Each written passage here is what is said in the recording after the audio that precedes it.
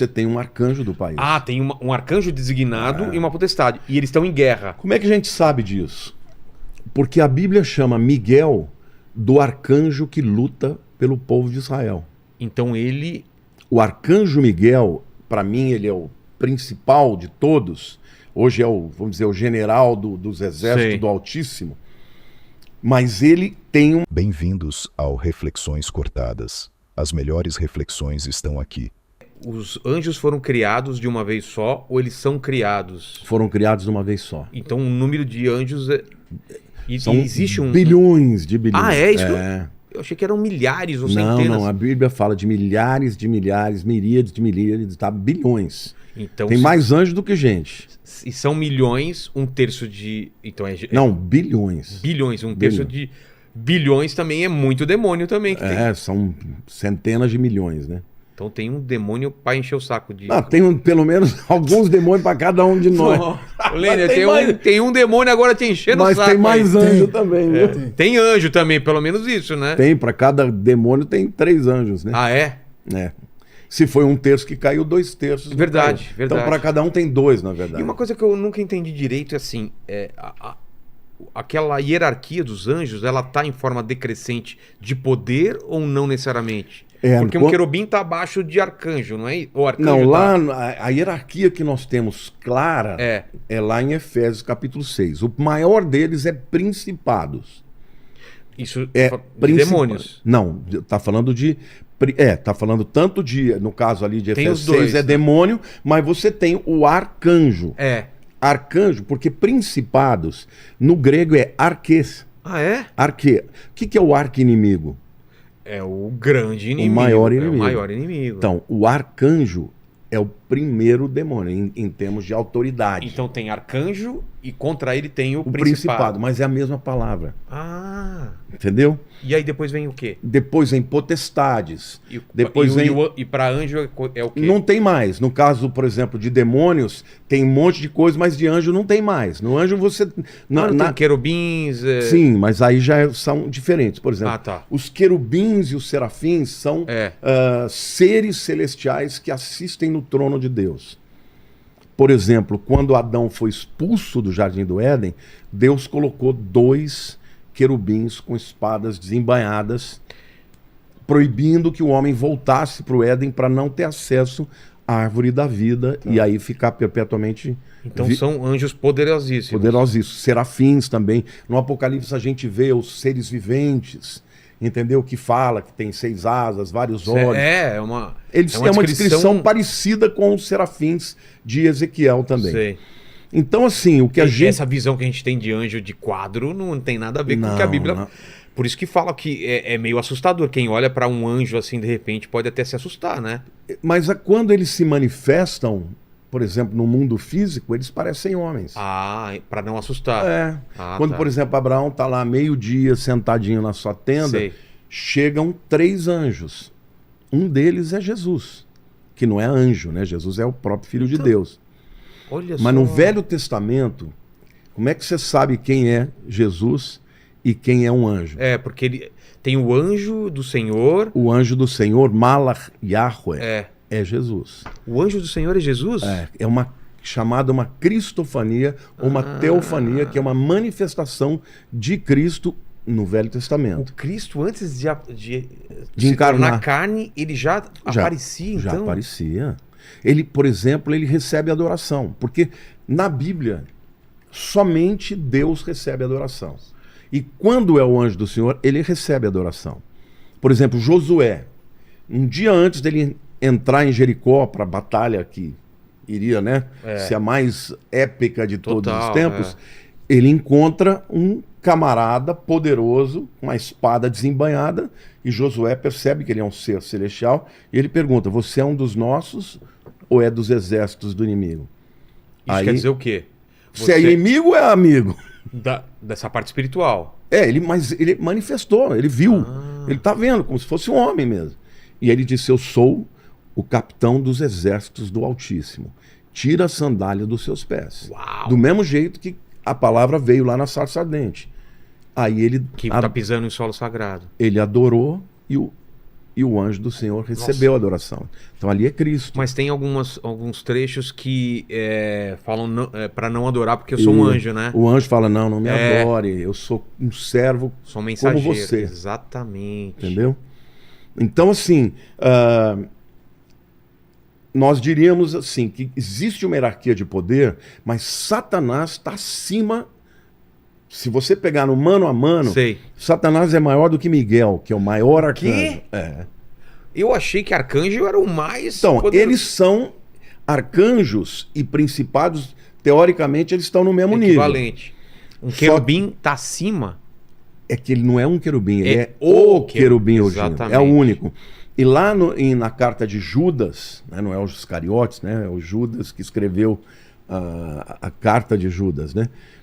Lá diz que Satanás estava contendendo com Miguel pelo corpo de Moisés. Verdade, estavam brigando, lutando, né? E aí diz que Miguel não ousou dizer um juízo difamatório contra ele. Disse, o Senhor te repreenda. Ele não enfrentou o Satanás na sua própria força. Mano. É como se a gente falasse hoje, em nome de Jesus, sai.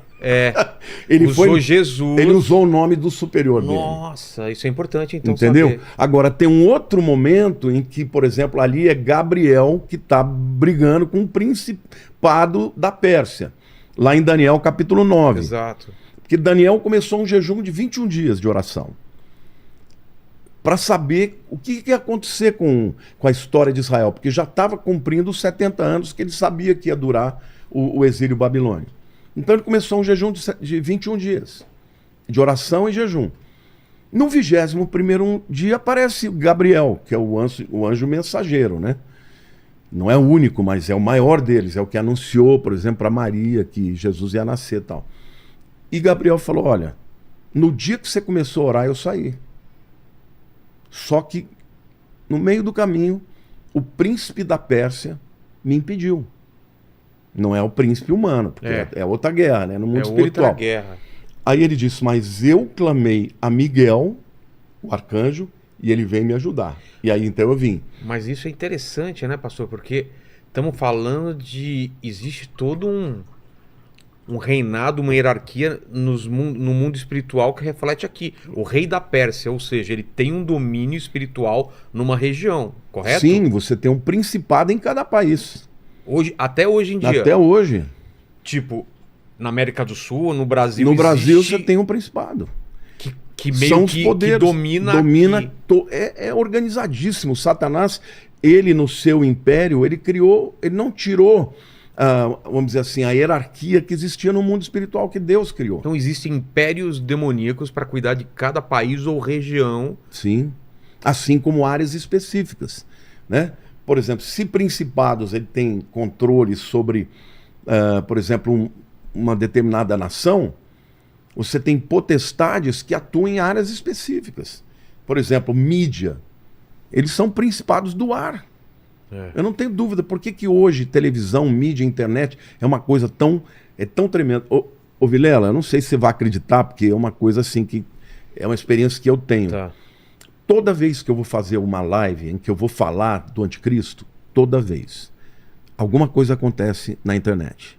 E vai dar problema aqui hoje, então. Não, mas já deu uns problemas aqui quando a gente tá falando de inferno, umas coisas. Apagou a luz aqui. Foi. Não, literalmente tá cai. Barrado aí. E assim, eu tenho que parar, eu tenho que orar. Eu olho e tá tudo certo, mas... Tem um certo controle, então, né? Eles atuam nessas áreas, porque são áreas importantes que podem ser usadas tanto para propagação do bem quanto do mal, entendeu? Para falar para milhões, né? Então, assim, existe essa hierarquia e quando eles entram em clash, né, em luta, o que eles fazem? Eles estão, na verdade, usando o poder que eles têm, mas óbvio que se um arcanjo ele tiver que cumprir uma vontade de Deus, ele usa o nome de Deus para poder passar por cima. Né? É isso, pastor, por exemplo. Vamos colocar como se fosse uma grande guerra espiritual que está acontecendo, porque é isso que eu acredito que está acontecendo. Aí um arcanjo tem que entrar no território brasileiro dominado, ou no território dominado por um principado, uma potestade. São principados. Né? Não, do mesmo jeito que existe uma potestade do país, você tem um arcanjo do país. Ah, tem um arcanjo designado e uma potestade. E eles estão em guerra. Como é que a gente sabe disso? Porque a Bíblia chama Miguel do arcanjo que luta pelo povo de Israel. Então ele... O arcanjo Miguel, para mim, ele é o principal de todos. Hoje é o, vamos dizer, o general dos exércitos Sim. do Altíssimo. Mas ele tem uma atuação mais específica com o povo de Israel. Entendi. Eu acredito que tenha, por conta disso, outros arcanjos que lutem em outras dimensões. Porque a gente sabe que tem o principado, se falou que tem principado da Pérsia, por que não pode ter no Brasil, ou nos Estados Unidos, ou não, entendeu? Então dá para Deus, o do Brasil aí, ele tá... Precisamos de reforços aí, né? Tá uma guerra maluca aí, né? Não, no final dos tempos, a luta vai ser cada vez pior. Porque parece que o mal tá crescendo, não tá? Parece... Ou é só uma impressão? Não. Sempre teve mal e só porque a gente tá vivendo agora dá a impressão que o mal é maior? Não, Jesus disse, né, que o mal se multiplicaria. A iniquidade, por se multiplicar a iniquidade, o amor de muitos esfriará. Então, vai piorar. Então, vai aumentar o mal. A gente vê também um esfriamento, né? Pessoas que não têm uma vida espiritual, que têm uma vida muito material. Aqueles que tinham começam a deixar de ter, né? Entendi. É o esfriamento. O que é o esfriamento? Da fé, do amor. Acho que o esfriamento é pior do que o ódio, do que o mal, né? Porque a pessoa não tá nem aqui nem ali, ela simplesmente não liga, né? Ela simplesmente vive uma vida à parte, né? É o que Jesus fala, né? Na igreja de Laodiceia, de você é morno, né? Eu vomitarei, como que é? Porque você não é nem frio nem quente. Era melhor que fosse frio ou quente. Por causa disso, eu estou para te vomitar da minha boca. O morno é a pior coisa, né? Porque... Pior, né? Porque ele não é nem frio nem quente. Ele não é nem crente e nem ímpio. Ele não é nem ateu. Ou seja, para Deus, aos olhos de Deus, é pior uma pessoa que diz que é, mas não é, do que o cara que diz que não, sou ateu mesmo. Exatamente. Entendeu?